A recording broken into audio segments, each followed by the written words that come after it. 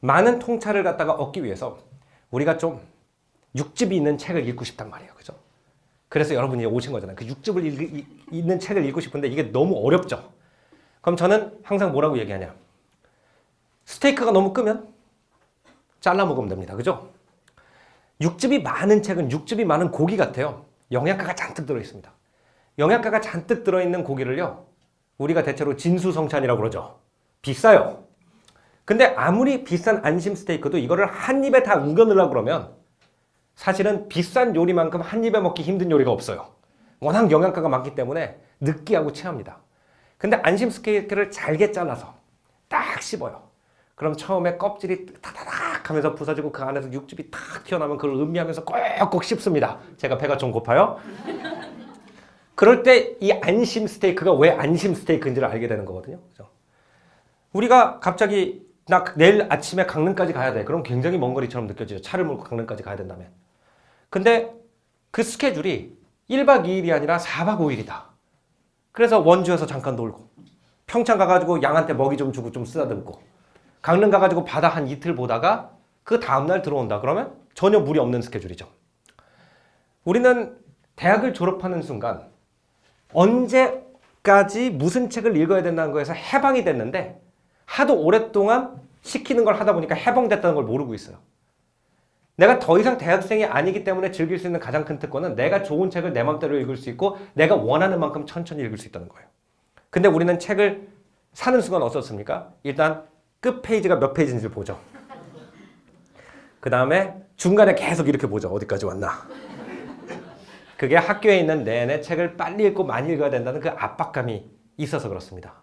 그러면 우리가 평소에 안 하던 걸 하려면 책을 빨리 읽는데 천천히 이해하고 통찰하면서 읽는 습관을 가지려면, 습관을 바꾸려면 뭘 해야 되냐? 분절 연습을 해야 돼요.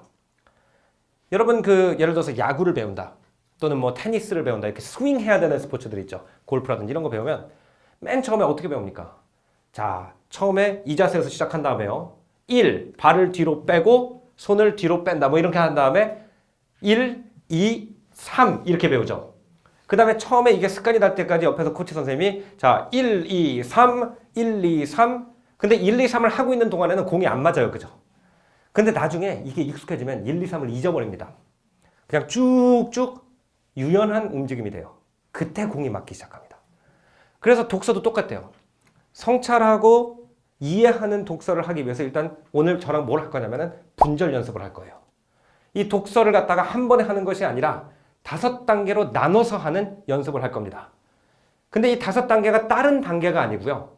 나중에는 머릿속에서 하나의 시스템이 돼가지고 유연하게 삥삥삥 돌아가야 되는데 그게 습관이 될 때까지만 이런 방식으로 독서를 하면 돼요.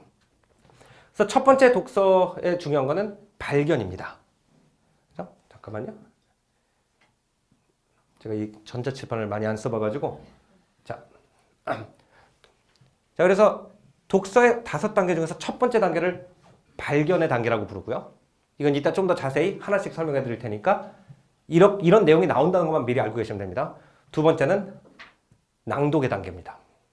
그리고 세 번째는 분석의 단계, 네 번째는 연결의 단계, 마지막은 비판과 창작의 단계. 이렇게 5 스텝으로 분절해가지고 오늘 저랑 같이 책 읽는 연습을 해본 다음에 여러분 평소 독서에 이걸 갖다가 실습을 해보다 보면은 어느 순간에 여러분이 분절을 안 하고 있다는 걸 느낄 거예요. 그냥 유연하게 책을 읽고 있어요. 근데 이 필요한 5가지가 머릿속에서 다 되고 있다는 거예요. 그게 이제 뭐예요? 완성된 리더인 거죠. 자, 그럼 첫 번째 단계부터 잠깐 볼게요. 발견의 단계. 이 책을 읽는 데 있어가지고 한국인들이 가장 약한 부분이 바로 발견의 단계예요. 왜 약할 수밖에 없냐면요. 우리는 어렸을 때부터 우리가 책을 발견할 필요가 없었습니다. 청소년 권장도서, 여름 청소년 읽기 목록, CEO가 추천하는 책, 심지어 직장 가면은 특히 사장님의 자서전 등등 읽어야 할 책의 목록이 워낙 많았기 때문에요. 읽어야 할 책의 목록이 워낙 많았기 때문에 가장 독서에서 중요한 첫 번째 부분, 내가 어떤 책을 읽고 이 책을 왜 읽어야 되지라는 고민 없이 출발을 한 경우가 굉장히 많다는 거예요. 근데 이거는 뭐와 마찬가지냐면요. 연애를 하는 데 있어가지고 부모님이 소개해주는 사람만 만나보는 것과 비슷하다. 이렇게 생각을 합니다. 자, 우리가 독서를 어려워하게 되고 멀리하게 되는 가장 큰 이유 중에 하나가 뭐냐면 읽어야 되는 책을 자꾸 읽으니까 그래요. 저는 책을 읽기를 좋아하죠. 그 책을 읽고 친구들이랑 맥주 한잔하면서 막 토론한 거지 인생의 낙이에요. 근데 어느 날 이제 CJ ENM에서 전화가 와가지고 비밀 독서관이라는 텔레비전 프로그램을 만드는데 당신 와가지고 이 독서 프로그램에 출연을 하겠느냐. 그러니까 제가 인생 이제 완성이 됐다. 어차피 나 책 읽고 친구들이랑 술 마시면서 떠드는 건데 그거라면 돈을 준다고? 이제 끝났다. 나 이제 아무것도 안 할 거야. 이것만 할 거야. 성공했다라는 생각을 했어요. 근데 이제 집에 왔습니다. 집에 왔는데 이제 조그만 택배가 와 있습니다. CJ ENM 딱 찍혀 있고 그 안에 비밀 독서단 필수 이거든 꼭 읽어보시기 바랍니다 하고 그 안에 책 3권이 딱 들어있거든요. 전 세계에 있는 모든 책이 다 읽고 싶은데 그거 3권은 읽기 싫어요. 그게 인간이에요. 그죠? 근데 우리가 책을 접하는 방법이 대체로 그래요. 읽고 싶은 책을 갖다 자유롭게 찾아다니는 게 아니라 누가 이거 읽어 그래가지고 읽는 경우가 대부분이에요. 그렇기 때문에 우리가 독서가 재밌다라고 생각을 못하는 거예요. 이게 제일 재밌는 건데 이걸 안 시켜주니까. 자, 그렇다면은 우리가 학교를 더 이상 다니지 않는 상태에서 내가 읽고 싶은 책을 고르는데 어떻게 골라야 되느냐는 질문이 생긴다. 한 번도 안 해봤기 때문에.